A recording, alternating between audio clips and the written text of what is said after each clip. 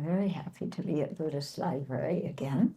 I was just met with the two Bhantes, and I was telling them that when I first came to Singapore in 1987, Buddhist Library was the very first place where I gave a talk. Were any of you there back in 1987? Nobody, okay. But Buddhist Library was in another place, yeah. But yeah, it was very wonderful. So I've always had a very nice connection with Buddhist Library, and you have good teachers here.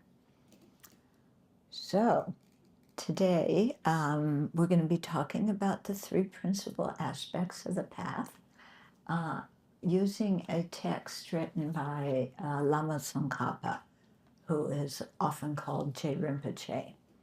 And it talks about three very important realizations that we need to work at attaining and developing in our mind in order to really progress on the path. So I thought we would, at the Abbey, the Sravasti Abbey where we live, we chant this prayer. So I thought that we would do it here too. Yeah? Okay. It's a short text, isn't it? But you could spend years and probably lifetimes and even eons explaining the meaning of it and meditating on the meaning of it. But we have, a little bit more than an hour to do it. So I'll give you the brief explanation with the key points, and hopefully in the future you can learn more about each of these points, each of the three principal aspects of the path. Okay. So the text starts out, I bow down to the Venerable Spiritual Masters. That's showing that to practice the path, we need teachers. Okay? Some people come to Buddhism and it's like, well, I can lead myself. Yeah? I don't need a teacher. Well, if you could lead yourself, how come you aren't already enlightened? You've had plenty of past lifetimes to do that. Yeah, but we're here because we aren't yet awakened and we need to be shown the path. Okay. Then the first verse says, I will explain as well as I am able the essence of all the teachings of the conquerors. The conquerors refer to the Buddhas who have conquered their own afflictions and defilements. So this path is praised by the conquerors and their spiritual children. The spiritual children refers to the bodhisattvas. Okay. And it's the entrance for the fortunate ones who desire liberation. So if you desire liberation, these three principal aspects of the path are essential. Okay, then Tsongkhapa says, now he's giving us instructions on how to listen. Listen with clear minds. In other words, your body is here, keep your mind here. Okay? Don't let your mind be thinking about all sorts of other things and looking around the room and thinking of what you're going to eat after you leave and what you have to do tomorrow and what somebody said to you today. Forget all that. Focus on being here and really listening and taking it in. So listen with clear minds, you fortunate ones who direct your minds to the path pleasing to the Buddha and strive to make good use of freedom and fortune without being attached to the joys of cyclic existence. So he's telling us that we're the fortunate ones. Why are we fortunate ones? Well, yeah, because we have a precious human life. That's, mentioned in this verse. In other words, we're free from all sorts of unfavorable or unfortunate rebirths. Yeah. I mean, just think if you were born, Singapore has many dogs. I notice them when I go on a walk. If you were born as a dog, yeah, could you practice the Dharma? Yeah, it would be very difficult, wouldn't it? At the Abbey, we have cats, and we keep them inside because if they're outside, they like to chase the mice. And we live in a rural area, so there's mice and there's gophers and all sorts of little critters that they can play with. They think they're playing, actually. The little critters don't consider that playing. And we keep telling our cats, you know, look, the mice want to live just as much as you want to live. So don't kill them. Yeah. And our cats, they're so sweet. We tell them that and they just look at us. You know, like, what are you talking about? Yeah. So even, you know, the very beginning part of the path of keeping good ethical conduct, difficult to practice if you're born in the animal realm. Okay? If you're born as a long life God who lived in bliss for eons, very difficult to practice because, you know, everything is so nice around you that you're just distracted by the pleasure. Okay? So they say that our lives have a good balance of happiness and misery. Okay? The misery spurs us on to want to get out of samsara, and the happiness we have gives us the space to really attend teachings, learn teachings, and practice them. Okay? So in that way, we're fortunate. We're also fortunate because we've met the teachings, and we have teachers, and we have the Sangha community, and we have Dharma texts. Yeah? And, you know, we may take that stuff for granted, like, oh, yeah, you know, Buddhist Library is always here. I don't feel like going tonight. I'll go next week. Then next week comes, oh, I don't feel like going tonight. I'll go the week after. Because, you know, you take having your teachers and the Dharma for granted. And then pretty soon your whole life goes by like that. Yeah, so we shouldn't have that attitude, you know. We have this incredible fortune, so we need to take advantage of it. Yeah. So tonight, all you people are being very wise, and you're taking advantage of your life. You're coming to hear a Dharma talk. Yeah. So that you got the first step. You got yourself here. Okay. So that's really good. Okay, so we're fortunate ones. We direct our mind to the path pleasing to the Buddha. So we want to learn the Dharma teachings, what the Buddha is teaching, and we want to make good use of our freedom and our great fortune of having precious human lives. And how are we going to take advantage of them? Without being attached to the joys of cyclic existence. Now things are getting a little bit difficult because we are actually quite distracted and quite attached to the joys of cyclic existence. Yeah.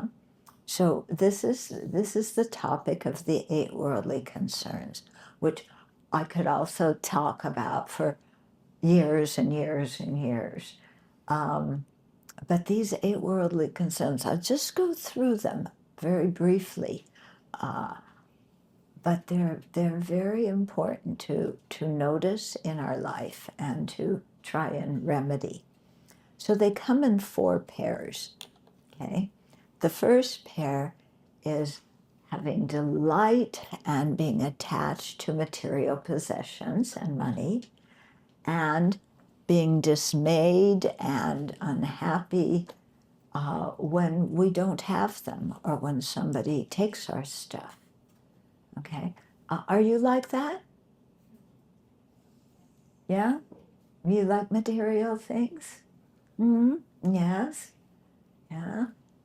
You go shopping. You want, you want to have more pay, have a better paying job. And, you like when people remember your birthday and give you presents. Yeah. Okay. But part of the thing is the more we're attached to material possessions and money, the more dismayed and upset we are when we don't have them or when somebody takes them. Okay. Yeah. Are you like that? Yeah. If somebody broke into your flat and took even just your sweater, not even your computer or your expensive, new iPhone, yeah, but just took a sweater, would you be okay with that? Probably not. That's my sweater. My sweater. Okay. It's not yours. You can't take it. It's mine. And we get upset when things get lost, when things get broken. Yeah. Okay. The second pair of the 8 worldly concerns are attachment to praise and approval. And then the opposite, aversion, being unhappy when we're criticized and when people don't approve of us. Yeah? Everybody here like to be praised? Raise your hand if you like to be praised. Yeah, some of you aren't raising your hand. You don't want to be praised. Does that mean you're okay with getting criticized? How many people are okay when people criticize you? Oh, really? So I can call you names and tear you down and tell you how stupid you are, and you're going to say, "Oh, thank you very much." I don't think so. Yeah. Most of us are pretty sensitive to criticism. Yeah, we get very angry. Yeah, don't you get angry? Who gets angry when they're criticized? Oh, okay. Yeah. Yeah, the people who don't attach to things, they don't raise their hand at all. Yeah. Okay. Yeah, we get really upset when somebody criticizes us. How dare you? You can't criticize me. I didn't do that. Somebody else did that. And even if I do have a fault, you're not supposed to notice it. Yeah. And you're not supposed to remind me of my problems and my faults because I am nearing perfection. So you should praise me because I am so wonderful. Right? Yeah? Is that the way you think? Some of you look a little bit puzzled. Yeah. Watch. Next time somebody praises you, check it. Check up how you feel. Yeah. When somebody criticizes you, insults you, points out your mistakes, how do you feel? Yeah. Should I try that now and pick on somebody? Yeah. Anybody volunteer to be picked on? I don't think so. Okay. So you see, all these things of attachment to praise and approval, aversion to blame and and disapproval. Yeah, how much these things rule our life. Yeah. The third pair of the 8 worldly concerns is attachment to having a good reputation and aversion to having a bad reputation. So the praise and blame is what, on a personal level, how people are talking to me, what they think about me. Yeah. Praise or good reputation and bad reputation is how a whole group of people think of me. Yeah. So at your workplace, yeah, you want everybody to like you, right? Hello, hello. Yeah. Do you want to be known in your workplace as a good worker, somebody who's kind, somebody who you want everybody to think well of you as a person, right? Yeah. You wouldn't mind being a little bit famous for how wonderful you are? Yeah, would you? Yeah, a little bit of fame, you have a good voice, you're athletic, whatever it is. Yeah, so, if they interview you on TV and then you start getting fan mail, you'll like it, huh? Yeah, especially if you sing. It's like, oh, I'm nearly as famous as Brittany. Brittany, uh, uh, uh, what's her name? She's really famous. Yeah, you wouldn't mind that, or her boyfriend. The football player. Yeah, what's his name? Travis, isn't it? Travis Kelsey, something. You don't know. Oh, oh, you know. Some big guy who plays football, he's really famous, and she's really famous, and everybody wonders if they're going to get married. Yeah. Better to get your own life straight. Yeah, don't worry about their love life. But, we wouldn't mind being famous, but we certainly don't want to have a bad reputation. Yeah. Okay. And then the fourth pair of the eight worldly concerns are attachment to nice sense pleasure and aversion to bad ones. Okay. So we like to see beautiful things. We like to hear the kind of music we like. Yeah. And smell nice things. We want good food. Yeah. And then we want nice physical, sensations too. Yeah. But we don't like when we have to see ugly things. Yeah. You see a car accident or something. Ooh. Yeah.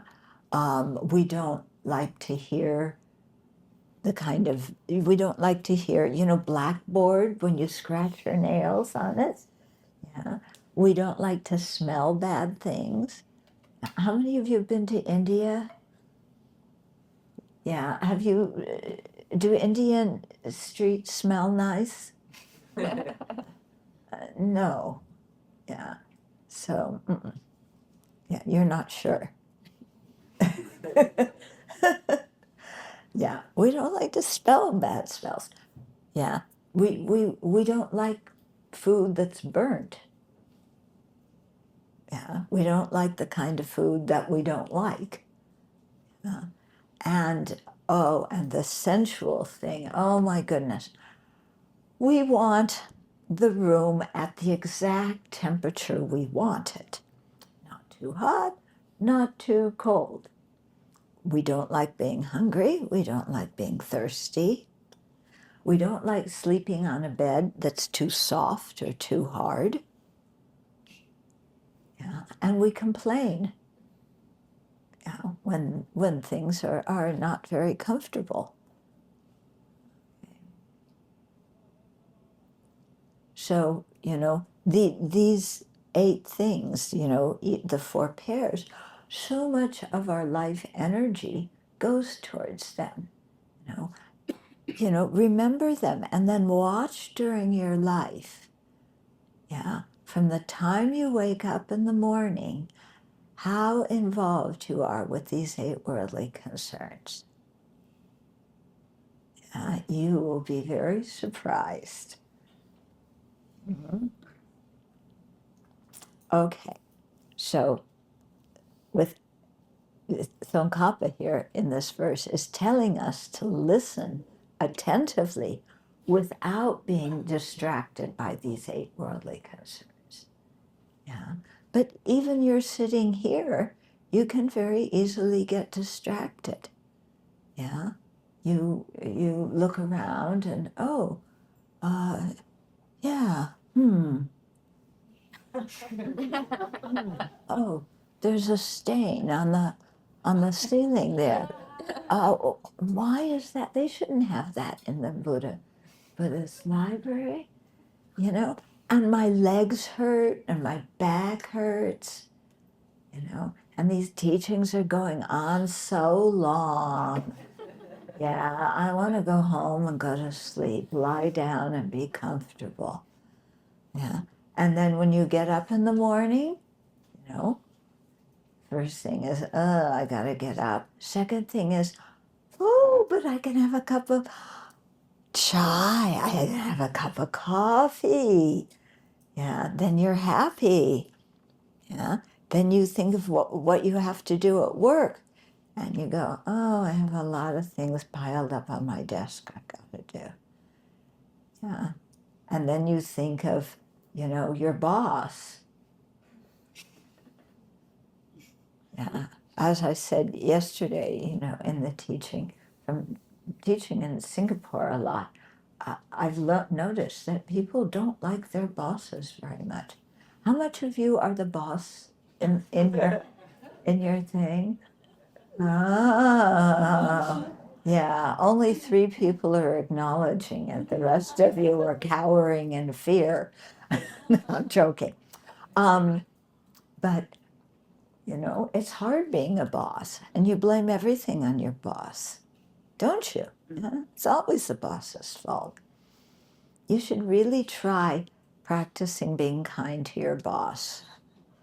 Yeah, it's a difficult position.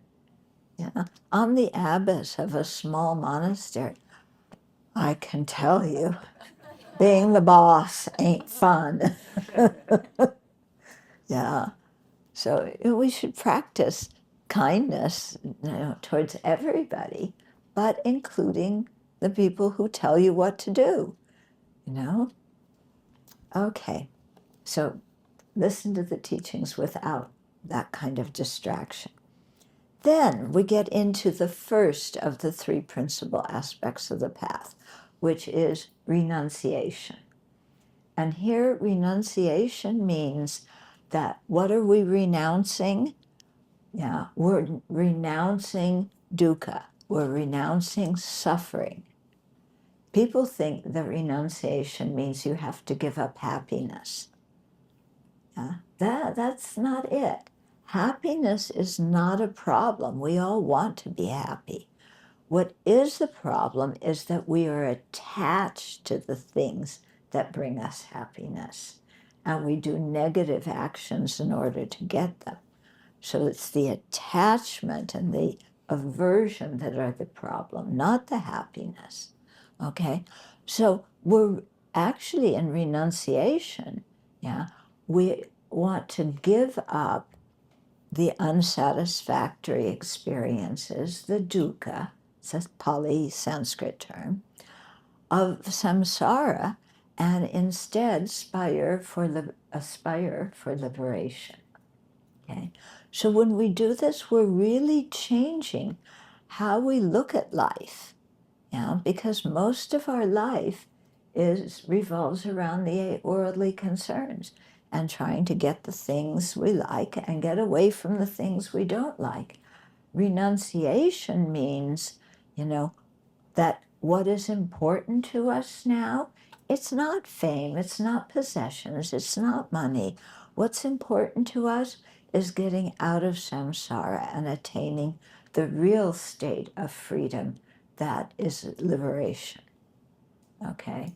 So it's really a change, a shift in our values, a shift in how we spend our time. And it's an important shift, but it's really difficult to be detached from all the things of cyclic existence. Okay? So he says, for you embodied beings, so we're embodied. We have this thing. Yeah, this body. Yeah. Does your body bring you happiness? Sometimes. Yeah. Does your body bring you unhappiness? Yeah. Okay. We're very attached to the body. Okay. For you embodied beings bound by the craving for existence. So we are so attached to our ego, to this concept of self, yeah, to our body, to our reputation, that we crave these things. And especially at the time of death, unless we're going to be born in the formless realm, we are craving to have another body. And that makes the karma ripen. Our mind transmigrates into another body. Okay. But so we're bound by this craving for existence. We really crave samsara. Yeah. Even though samsara is painful.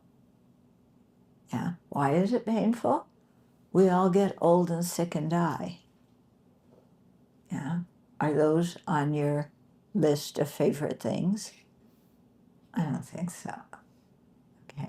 We all meet circumstances that are unpleasant. We don't get what we want. And not only do we not get what we want, we get what we don't want. Yeah. Criticism, pain, rejection, things like that.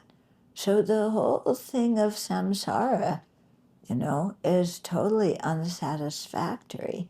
And the more we just keep cycling in it, we're just going around in circles and being quite miserable and not really getting anywhere. Yeah. Okay.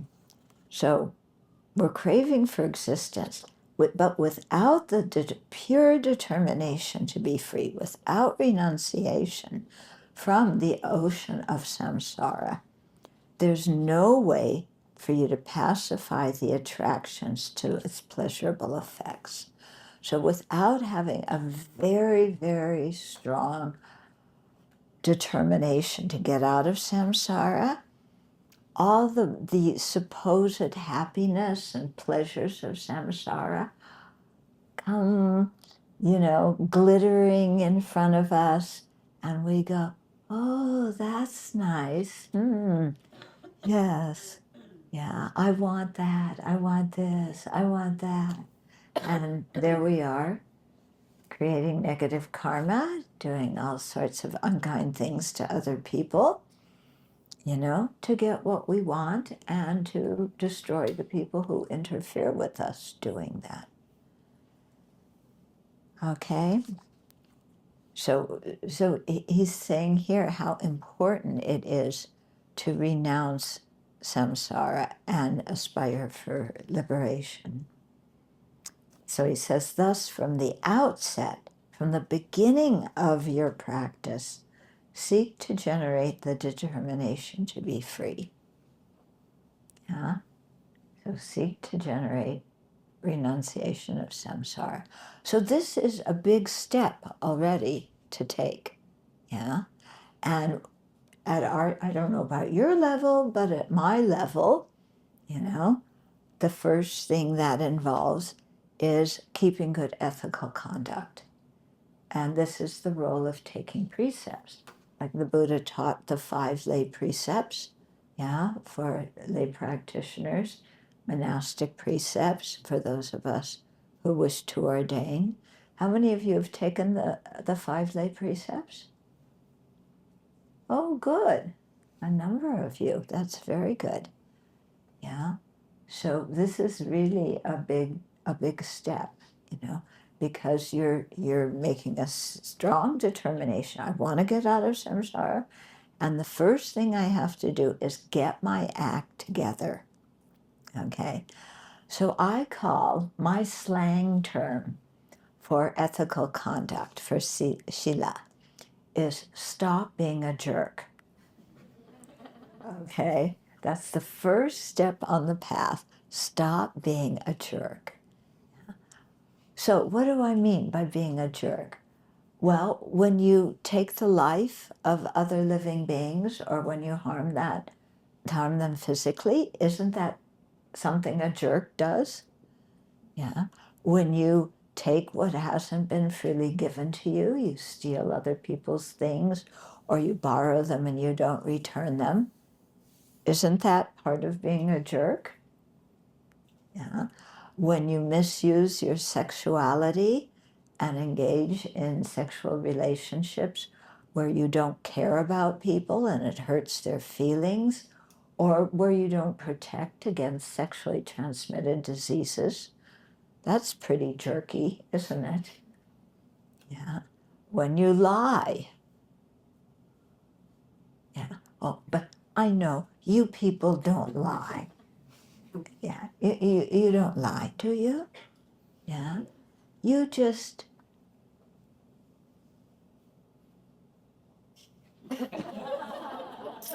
change a few details out of compassion for somebody else, right? Yeah? Yeah?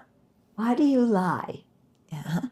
Lying, lying is double trouble, because usually what do we lie about? We lie about doing some other unethical, non-virtuous action. Okay? And then, so we have the first thing we did that wasn't so good, that we don't want anybody to know about it. And how do we cover it up? We lie. So you have double trouble. Okay? Yeah. I could give you so many examples. Yeah. Oh, not my own. I don't lie. Well, I used to lie. But my lies were just little white lies, you know, and I just lied, out of compassion so I didn't hurt other people's feelings, Yeah, okay. But when politicians lie, yeah, that's terrible. Yeah, when business people lie, that's horrible. I used to, when I taught this, I used to talk about Bill Clinton, but now he's old-fashioned. So now I talk about Donnie. Yeah. I have to call him by a sweet nickname. Yeah. But, yeah, what do you think? Have you ever heard one of Donnie's speeches? You know who I'm talking about, who Donnie is? Yeah. Yeah. He is, I don't want to say anything negative about somebody, but he has a different version of the truth. How about that? Yeah. He has, and one of his, the people in his first administration said alternative facts. Okay. So there's the facts, like this is a sheet of paper, and there's alternative facts, like this is a piece of cloth. Yeah. Really, somebody said that to try and cover up his variations on the truth. Okay. Yeah. So, lying is definitely quality of a jerk, don't you think? Yeah. And the problem with lying is people always find out. Yeah. And then you have to lie some more to try and explain yourself without admitting that you lied in the first place. Okay, so you dig yourself into a deeper and deeper hole. That doesn't mean that you have to tell to be to tell everything to everybody. Yeah, it doesn't mean that you're upset and you're angry and you say, well, I'm going to tell you the truth. You are a jerk and you did this and you did that. Nah, nah, nah, nah, nah, nah, nah. And I'm not lying. I'm telling the truth. So my criticism of you is virtuous. Yeah. No, it doesn't mean that. Yeah. Okay. Nagarjuna said that the truth has to be accurate and kind. Mhm. Okay. So, next verse. By contemplating the freedoms and fortunes so difficult to find, that means the conditions for precious human life, and by contemplating the fleeting, impermanent nature of our life, reverse the clinging to this life. By repeatedly contemplating the infallible effects of karma and the miseries of cyclic existence, reverse the clinging to future lives. Okay? So we meditate on, being free from being born in the other realms or in very unfortunate conditions, and on the freedoms that we have, meeting the Dharma, having a precious human life, being healthy, yeah, having access to teachers and scriptures and sangha members, and then also meditating on impermanence. Yeah, that our life is from the moment we are born, we are in the process of dying. Yeah, and there's no way to stop death. It's just the nature of our lives because everything is changing all the time. So, in some situations, impermanence is good. Impermanence allows us to learn and to change and to develop our good qualities. But our life is also day by day getting shorter and shorter. And so, without wasting time, we want to really learn the Dharma and put it into practice. Okay, so that's helping us renounce the pleasures of this life, yeah, and then to renounce the pleasures of future lives, yeah. We think about the infallible effects of karma and the miseries of cyclic existence. So, the infallibility of the law of karma and effects.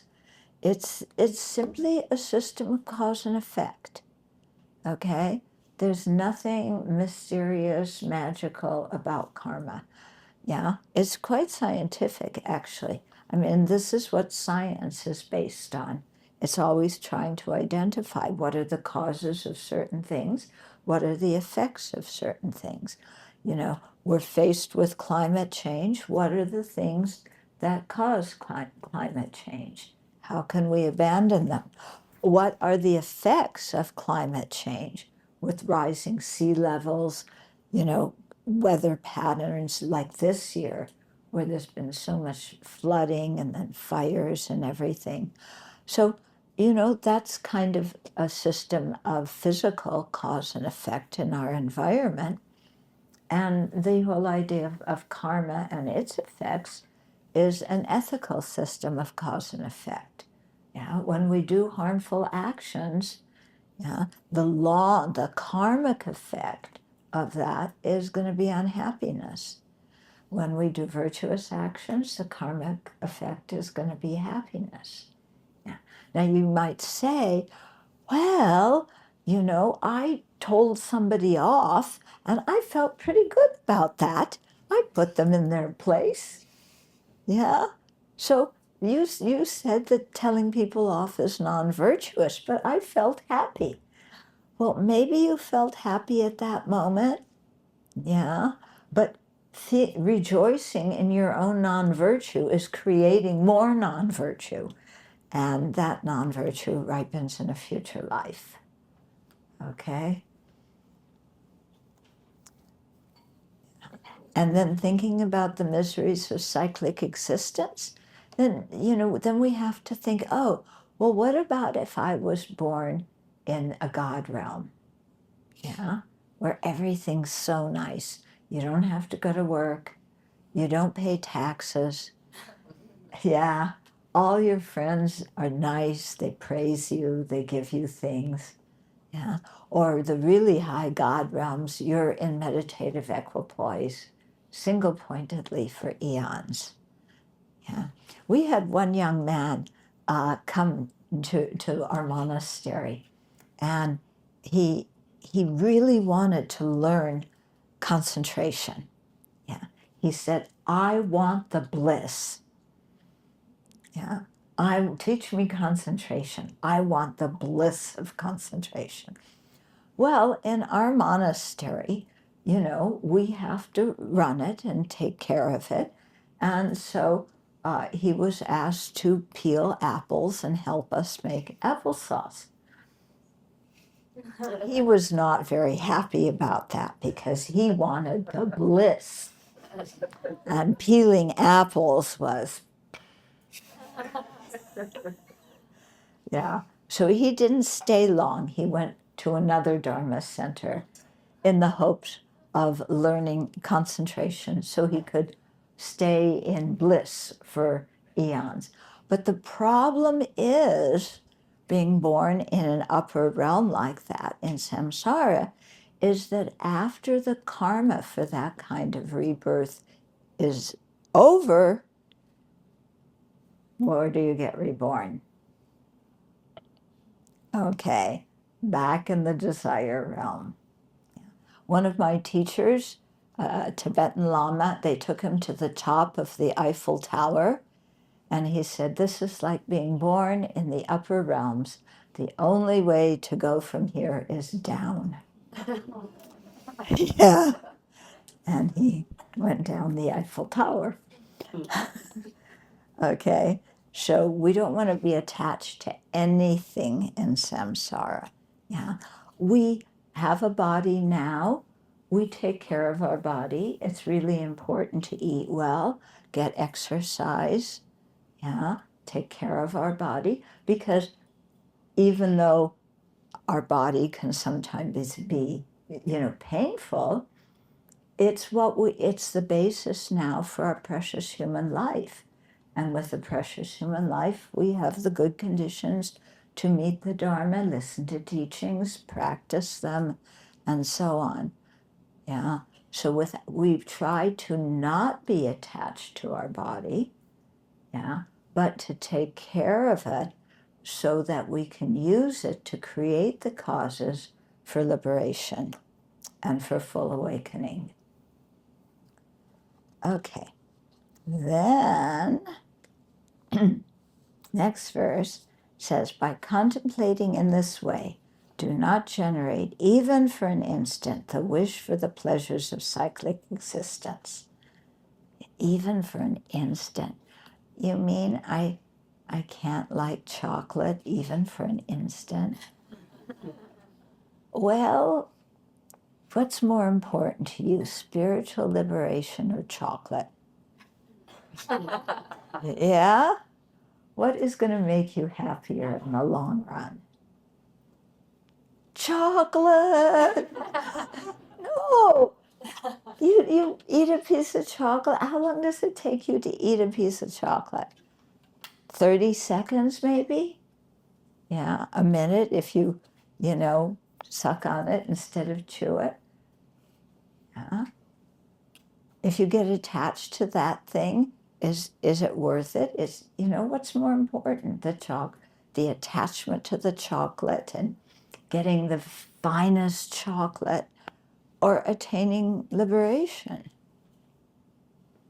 Yeah, think about it. Mm-hmm. And the answer is not chocolate. Okay? But we have to understand why the answer isn't chocolate. Okay?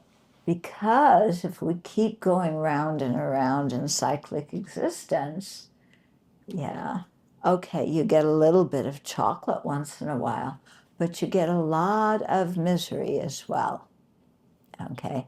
If you were able to attain liberation, then we're no longer reborn in cyclic existence under the control of klesha and karma, afflictions and karma. Yeah, that's a real kind of freedom.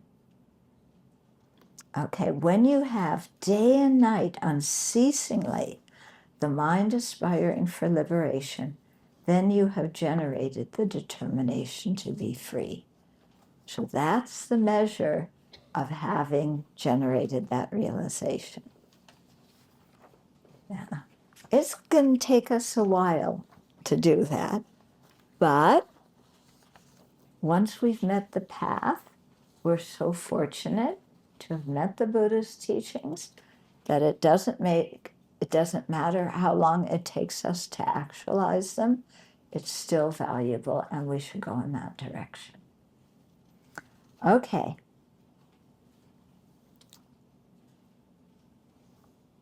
So now he's going to transition and talk about the second principal aspect of the path, which is bodhicitta.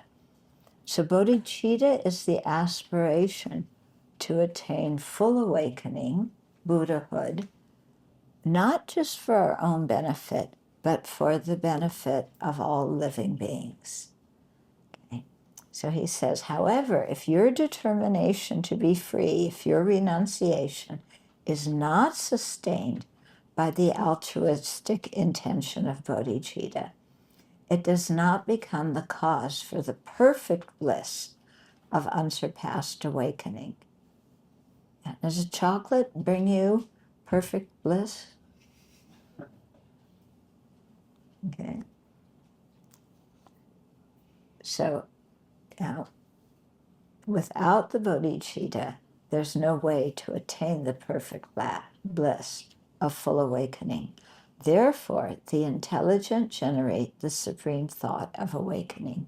The thought of awakening is bodhicitta. Okay? Bodhi means awakening. Chitta means mind.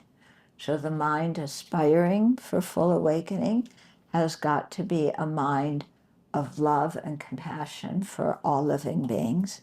It's got to be a mind of caring equally for all living beings.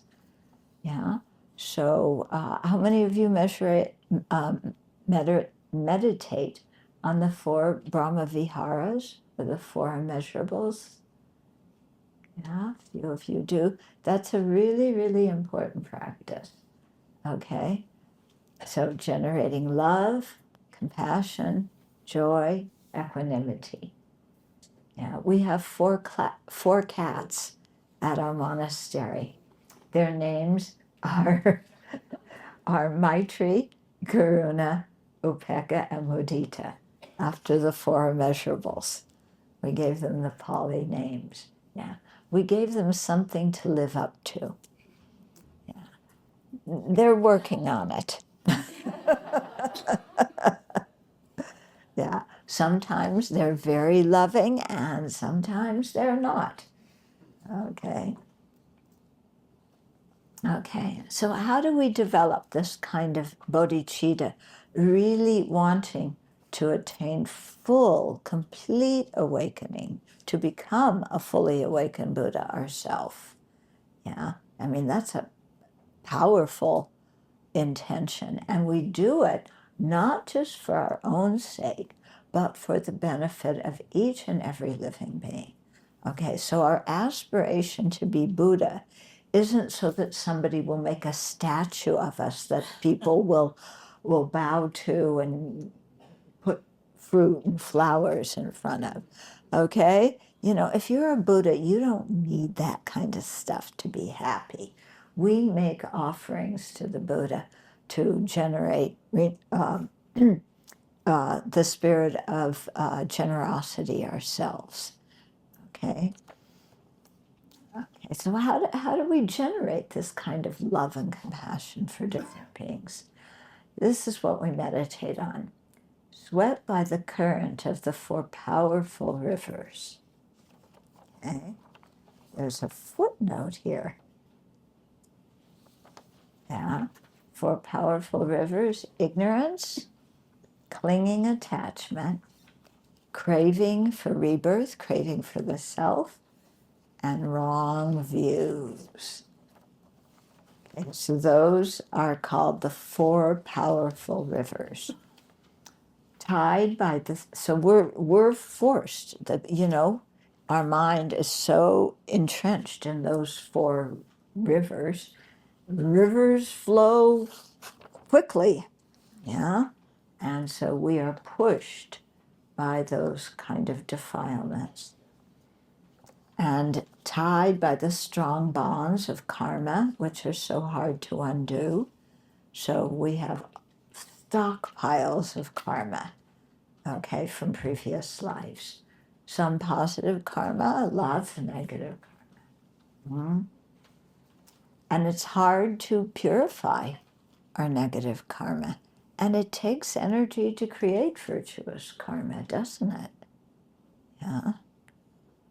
To restrain ourselves from, even the five precepts, from breaking the five precepts. Oh, I didn't talk about the fifth precept. Yeah, the fifth precept, in addition to killing, stealing, unwise and unkind sexual behavior, and lying, the fifth one is intoxicants. Okay, so within intoxicants includes alcohol, recreational drugs, abusing prescription drugs. Okay, so things that cloud the mind. And what I've noticed is that this is, when I give precepts, many people say, oh, I want to just take the first four. I don't want to take the one about no intoxicants. Yeah. So I say, oh, well, here we're in a group of people. Some are taking all five precepts. Those of you who aren't taking the intoxicant precept, afterwards, you can go out and celebrate that this group took all five. Yeah. Go to the pub and celebrate. Yeah. So, yeah. So, but sentient beings, intoxicants, they're in every culture, aren't they? Every culture has some form of intoxicants. And our present culture, yeah, our technological culture has created a bunch of new intoxicants. I talked about these last night. Yeah, yes, but it's recording, so I can't. Oh, okay. Somebody want to lend me their phone? You all have phones. Okay. So, what is your latest object of attachment?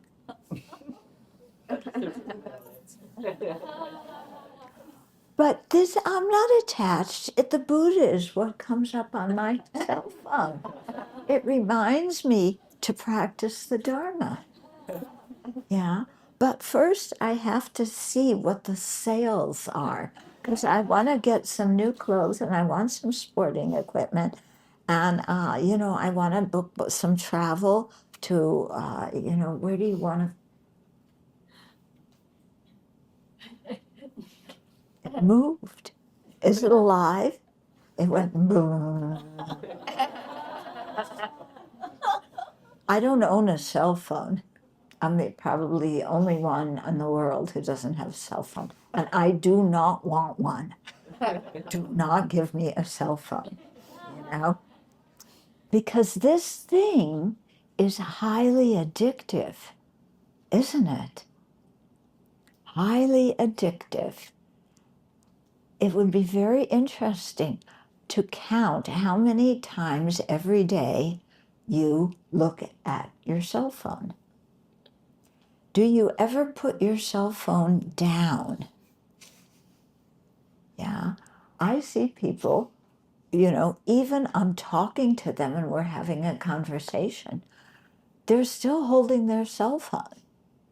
I think it's an extension of their hand, that now our human body has grown, a cell phone coming out of it that can never be removed. And I love to see people, you meet some friends for tea. What are the things what do you do when you first meet your friends and you sit down and have some soda or tea or whatever?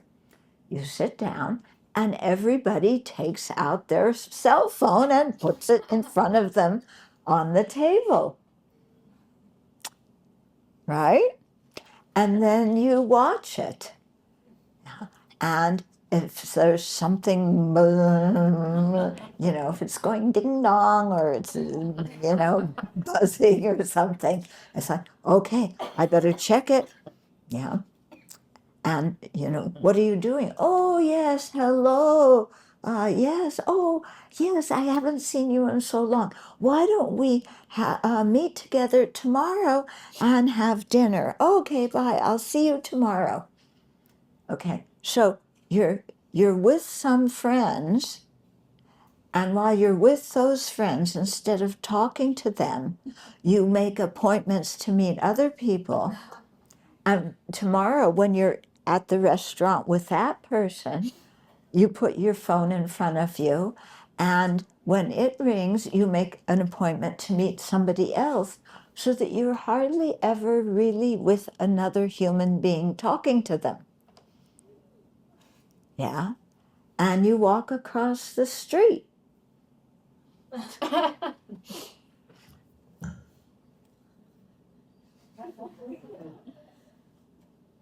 You don't even look to see if there's another car coming, And cars in Singapore don't stop for pedestrians, I've noticed.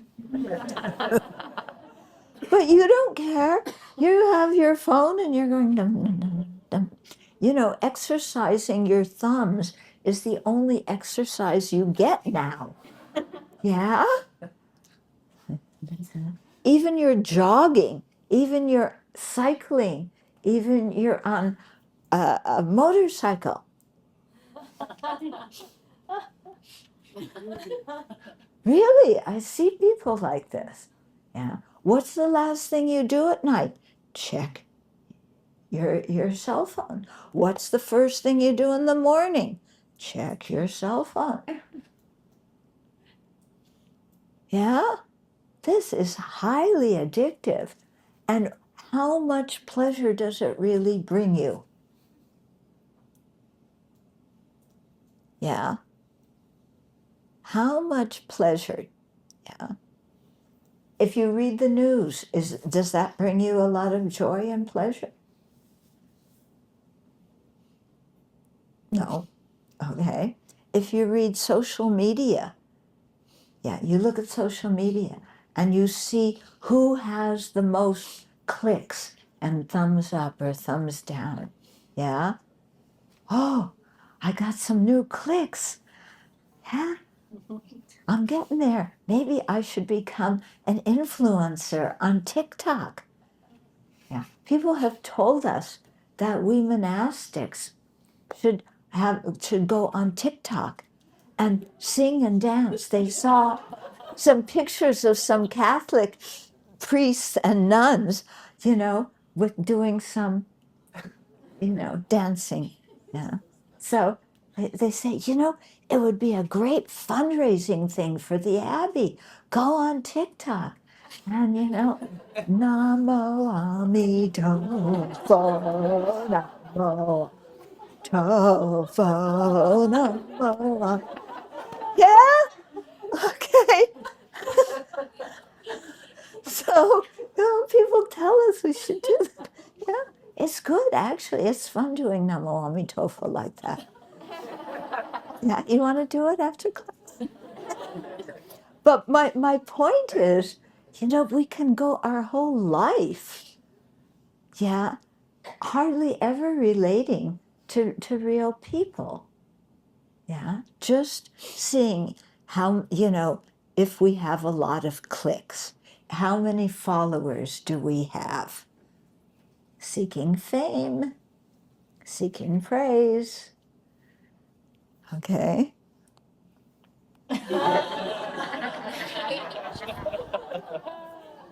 I like this, especially it has the Buddha on the, yeah. Thank you so much for giving it to me.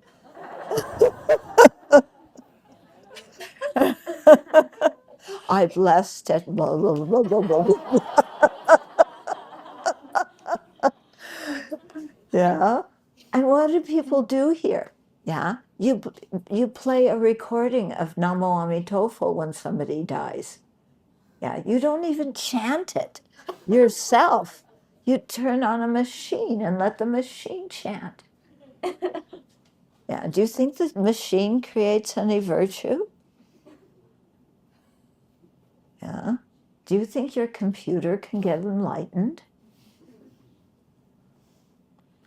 Yeah. We pay more attention to digital stuff than we do to the Dharma teachings. Yeah. And I see sometimes people, they're at a Dharma teaching.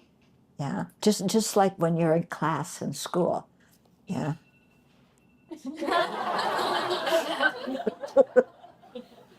Yeah. And you look like you're paying attention, but you're holding your phone. And and the teacher says something, you say, I'm just taking notes. Dear Joe, yeah, I'll see you after class. Do you still love me, or have you fallen in love with somebody else? Bye. Oh, yes, I'm listening to class. This teaching is so interesting. Yeah. We're total slaves to these inanimate objects that don't bring us any happiness. Yeah. Okay. Swept by the current of the four powerful rivers, tied by the strong bonds of karma, which are so hard to undo, caught in the iron net of self-grasping egoism. Oh boy. Yeah. Completely enveloped by the darkness of ignorance. That's pretty heavy. Yeah. Our self-grasping egoism, yeah. Everything is about me. Yeah. Me, I, my, and mine. Yeah. Countless sentient beings in this universe. Who do we think about all day long? One. Who's that one? It coincidentally happens to be me. Yeah.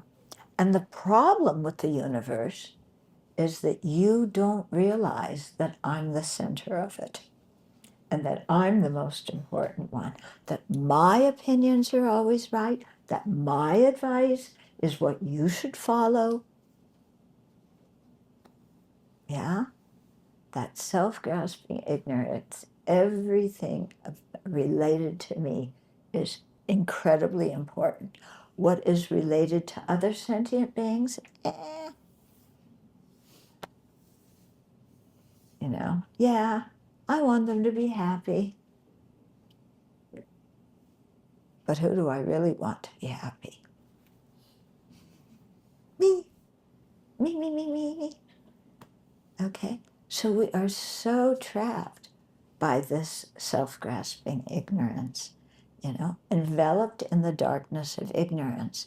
We are so ignorant that we don't really see that we're ignorant. Yeah. Especially human beings nowadays, we think we're really intelligent, don't we? Yeah. Look at all the technological things we have developed. We are so intelligent nowadays. We have bigger and better bombs. We can kill more people. We have drones. You don't even need to send somebody in an airplane and risk their life to kill people. You just send a drone. Aren't we intelligent, we human beings? Yeah, something's wrong, don't you think? Something's wrong. Yeah. We have climate change. Yeah. And if climate change is dangerous, but if we don't experience the effects of climate change, it doesn't matter. I'll drive and burn petrol as much as I want to. Yeah, I'll use all sorts of resources and just discard them afterwards. Yeah, if it doesn't influence me, who cares? But the thing is, that view is quite dangerous because the climate change may not influence us right now at this moment, but it will influence us eventually. Yeah, and especially they're talking about, when you have rising sea levels, then what's going to happen to Singapore? Yeah, really, when the sea levels rise, what's going to happen to your island nation? Yeah. You have one big hill. You think everybody's going to go live on that one teeny tiny hill? What's going to happen? So there's going to be, as when we have the effects of climate change, then there's going to be a lot of migration because certain people won't be able to live in the land where they're living now, and they'll move to another area. Yeah. So maybe all of you, you can come to America. Yeah, just what you always wanted, right?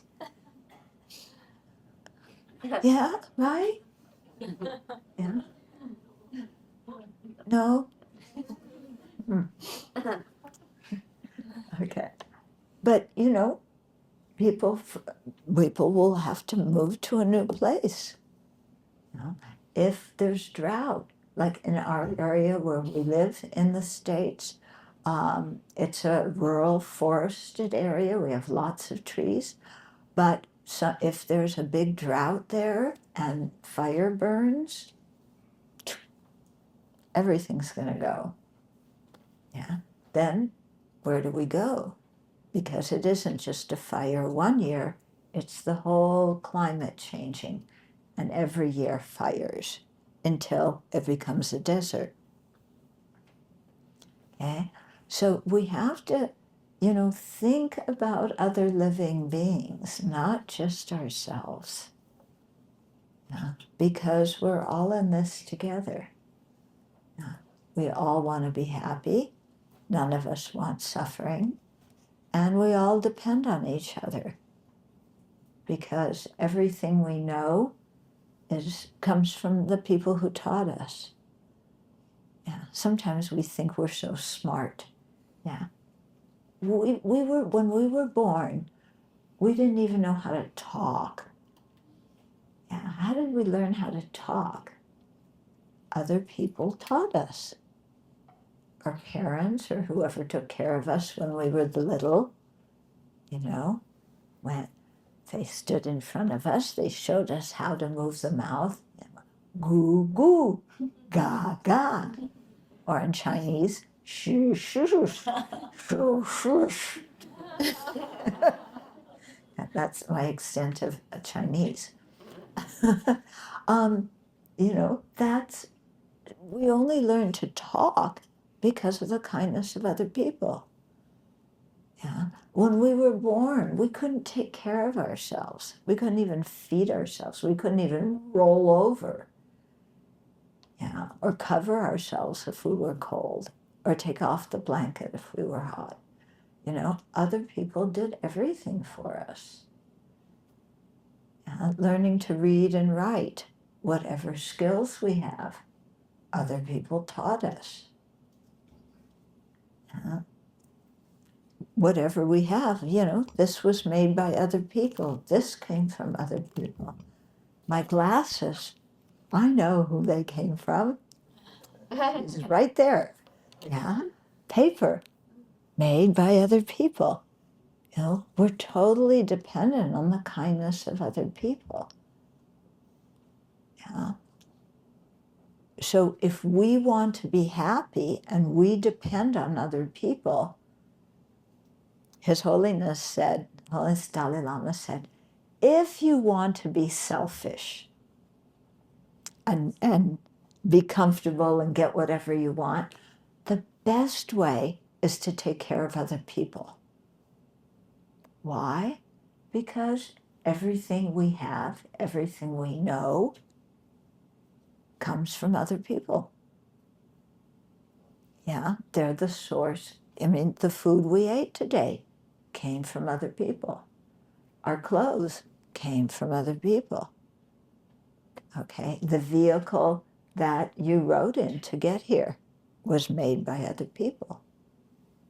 Okay, so we have to take care of each other. Because if we don't take care of each other, we're going to live with unhappy, miserable people. And that's going to adversely affect us. Yeah, so even if you want to be selfish, take care of others. But if you really want to be happy, yeah, just take care of others. And don't think so much about what you're going to get out of it. Yeah. Because when we really care for others and we do things for others, the act of doing is the reward. It doesn't matter if people say thank you. It doesn't matter if they give you a present or acknowledge you. Yeah, just the act, when you have a kind heart, just the act of doing something nice for somebody makes you happy. Yeah. I was at my teacher's house in the monastery in India, yeah, and one beggar came to his room, and you know, my teacher went out to talk to him. Apparently, the beggar wanted something because my teacher disappeared for a minute, went into a back room, came out with a big blanket and gave it to the beggar. Yeah? If somebody knocked on your door and said, "Give me a blanket," would you give them a blanket if they were old and dirty?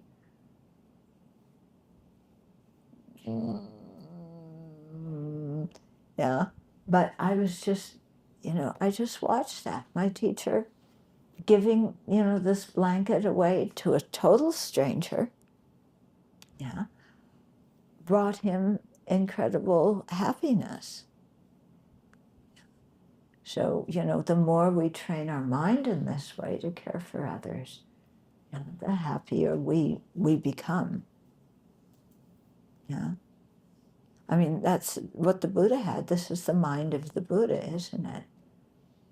Do you think the Buddha was unhappy? Oh, I have to take care of all these sentient beings. They're always praying to me, asking me to do this and asking me to do that.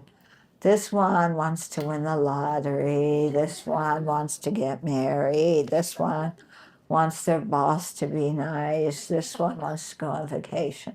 They all come to me and pray, Buddha, Buddha, Buddha, please give me this. And if you give me this, then I will make an offering.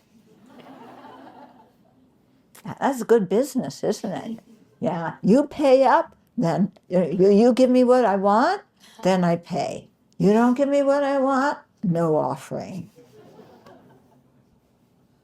Okay, how do we do business with the Buddha like that? We only give offerings when we're praying that something good happens to us. Yeah.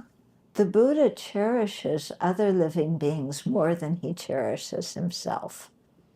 Yeah, it's kind of like how parents cherish their children many times more than they cherish themselves. Yeah. If you make the child happy, the parent is happy. Yeah. You're a mom. It's true, huh?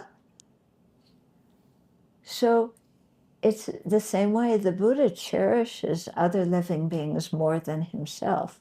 So if we make other living beings happy, that pleases the Buddha. Yeah. If we're just thinking about ourselves all the time, yeah, Buddha goes, I've given so many teachings trying to get these guys to do what's good for them by being kind to each other. But all they do is think about themselves and fight wars. I think it must be hard being a Buddha, huh? Yeah. I mean, I don't think the Buddhas get depressed or anything, but when you think about it, yeah, I think about this sometimes, that the Buddhas have been trying to lead me to awakening since beginningless time. That's a long time. They've been doing everything they possibly can to lead me to practice, to create virtue, to transform my mind. What do?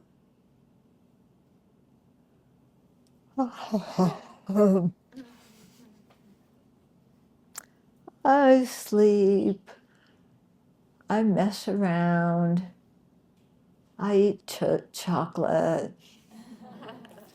Yeah, I tell people off when I don't like what they did. I criticize people behind their back. Yeah, I mean, Buddha's been trying really hard. Also, all the bodhisattvas trying so hard to lead me to awakening. And I do the opposite. Okay, but this kind of perseverance that a Buddha has, the depth of a Buddha's love and compassion, because the Buddhas don't give up on us. Can you imagine that? Yeah, when you try and help somebody and they don't listen to your advice, then after a while say, okay, forget it. Buddhas don't do that about us. They keep trying to lead us to awakening.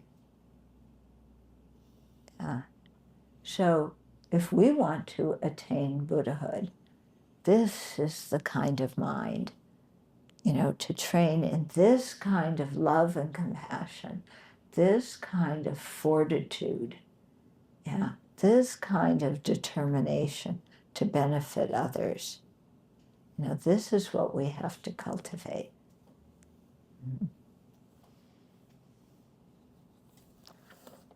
Well, time is out and I haven't finished, so I will just read the rest, okay? You better say okay. Unless you want to stay here all night. Okay. Born and reborn in boundless cyclic existence, and ceasingly tormented by the three sufferings. By thinking of all mother sentient beings in this condition, generate the supreme bodhicitta, the supreme altruistic intention. Ooh, everybody, all sentient beings in that condition. Even if now he's going to transition again to the third principal aspects of the path, the correct view of selflessness. So he says, even if you meditate upon the determination to be free in the altruistic intention, without the wisdom realizing the ultimate nature, you cannot cut the root of cyclic existence. Therefore, strive for the means to realize dependent arising. Now here, wait a minute. I want to cut the root of cyclic existence, which is ignorance. Yeah. Don't I need to realize the wisdom that understands selflessness? Why does it say, strive for the means to realize dependent arising? Why does he say that? Why doesn't he say, strive to realize the means to realize selflessness? Okay, it's because if we fully realize dependent arising, if we really understand dependent arising on a very deep level, it proves that things are selfless. It becomes the reason to prove the emptiness of inherent existence, the selflessness of phenomena. Okay? So dependent arising is the thing that proves selflessness. It's important. Even if you, let's see, one who sees the infallible cause and effect of all phenomena in cyclic existence and beyond, and destroys all false perceptions of their inherent existence, has entered the path which pleases the Buddha. So that's the real key to pleasing the Buddha. Appearances are infallible dependent arisings. Emptiness is free of assertions of inherent existence or non-existence. As long as these two understandings are seen as separate, one has not yet realized the intent of the Buddha. So there's two extremes that we have to avoid in the realization of selflessness. One is the extreme of thinking that there is a self, that there is some concrete, solid essence to every person, to every phenomena. That's one extreme. The other extreme is the extreme that says, oh, well, if things don't have a self, if they don't have an inherent nature, then they don't exist at all. So it's called the extremes of absolutism or eternalism and the extreme of nihilism. So, we want the middle way view, free of those two. When these two realizations are simultaneous and concurrent, from the mere sight, so these two realizations, dependent arising and selflessness, okay, from the mere sight of infallible dependent arising comes definite knowledge which completely destroys all modes of mental grasping. At that time, the analysis of the profound view is complete. Mm-hmm. In addition, appearances clear away. Here, when it's talking about appearances, it's talking about the conventional truths. Yeah. The things, the everyday objects that we deal with. Appearances clear away the extreme of inherent existence. Emptiness clears away the extreme of non-existence. When you understand the arising of cause and effect from the viewpoint of emptiness, you are not captivated by either extreme view. In this way, when you have realized the exact points of the three principal aspects of the path, by depending on solitude, generate the power of joyous effort and quickly accomplish the final goal, my spiritual child. So one of Tsongkhapa's disciples had asked him to give this teaching, and so he gave it, and at the end, that's what he's saying. I explained everything. Now, please go and meditate. And he called that person my spiritual child. Okay. And then in the Tibetan tradition, we always start something over again, yeah, and just read a verse so that it indicates that we're starting something, but we're not finishing it. So we have to meet again some other time to finish it. So he says, I bow down to the venerable spiritual mentors. I will explain as, am I hallucinating? Wow, you know, does that mean that all the devas were happy with the teaching? I will explain as well as I am able the essence of all the teachings of the conqueror, the path blazed by the conquerors and their spiritual children, the entrance for the fortunate ones who desire liberation. Okay, so that's just a very, very, very brief introduction to the three principal aspects of the path. If you continue to study, then you can really learn about these in depth. And there's several books also that will help you with it. Thank you. Thank you, Venerable. May I ask if the quest for justice, equality, fairness, is that an attachment? It depends on your attitude. If you say that fairness, equality, are good values and you want everybody to have them, yeah, then there's no attachment. But if you're like, we've got to be fair and we've got to be, equal, and you aren't equal and you aren't fair, so I hate you, then there's attachment to your values. Okay? So it isn't the object, it's your attitude towards it. Is that clear? Self has no inherent nature. Uh-huh.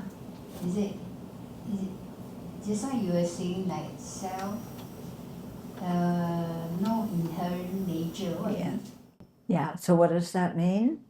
Yeah. It means that when we look for who we think we are, we can't identify something that is the essence of me, the thing that I really am. In other words, there's no soul. Yeah. Many religions teach, oh, there's a soul. Yeah. It's something permanent that is really you even after you die. Buddha said, there's no such thing. Okay. But people still exist. Yeah. But we just exist without some kind of inherent nature, inherent self, some kind of soul. Okay? Kind of. I think I read somewhere that our consciousness carries our karma, and actually that flows through for our future life or whatever. Yeah. Is that considered as a soul or No. continuity? No. It's a continuity, but it's not a soul. Okay? A continuity is a series of moments that are similar, that are not exactly the same. Yeah. A continuity is one moment causing the next moment, which causes the next moment, which causes the next moment. So, but all the moments are different. They aren't the same. It's like when you study science, when they talk about, our body, that our body is changing every single moment. We don't feel like it is, but, it's changing. All the cells are changing. Yeah. So similarly, our consciousness, our mind is changing moment by moment. It's impermanent. Something that's impermanent cannot be a permanent soul. Okay? If there's something that is like really, truly the essence of me, then that thing could never change. Liberation would be impossible. Awakening would be impossible, because if there were some kind of soul or self that existed from its own side without depending on anything else, it could never change. Okay? Just now you were saying the soul has no inherent nature. Yeah. And emptiness? Yeah, emptiness also doesn't have an inherent nature. Whenever you talk about eternalism and nihilism, Mm-hmm. can you elaborate what's the meaning of eternalism and nihilism? It's just what I said. Eternalism means inherent existence.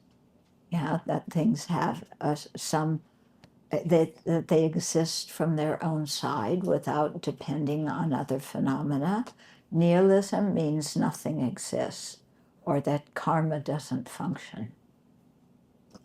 Christians believe that God is the creator self, right? Yeah. We Buddhists don't believe in the creator God. Yep. We don't believe. No. And there's lots of logical reasons that can prove the lack of a God, of a creator God. Yeah. The Buddha's view is anatta, non-self, Yes. and sunyata, right? Yep. About the 5 decades and the phenomena. Yeah, that things lack any inherent nature. That is the Buddhist right view. Yeah. Other religions don't have the right view. It seems like they don't. Yeah. But they do, many religions teach good ethical conduct. Yeah. So we say as Buddhists, we don't go around saying, oh, we're the only ones who have the right view. You guys are wrong. You should join our football team, rah, rah. No, we don't have that idea. Yeah. Other religions, that teach good ethical conduct, they all teach not to steal and lie and kill and so forth. Yeah. If people follow that, that helps them. They create good karma, they abandon bad karma. Okay? And so since people have different dispositions, then everybody has to find a religion that makes sense to them, that they can follow. It's like, when you go to a buffet restaurant, some people like rice and some people like noodles and some people like spice and some people don't. So everybody, if they eat what they like and what's good for their body, they find they get nourished. So in the same way, if people can find a religion that makes sense to them and they're practicing kindness and ethical conduct, that's good. Yeah. But if you want liberation, if you want full awakening, that view of emptiness is crucial. And the compassion you need is, the compassion that leads you to strive for full awakening so that you can be of the greatest benefit to others.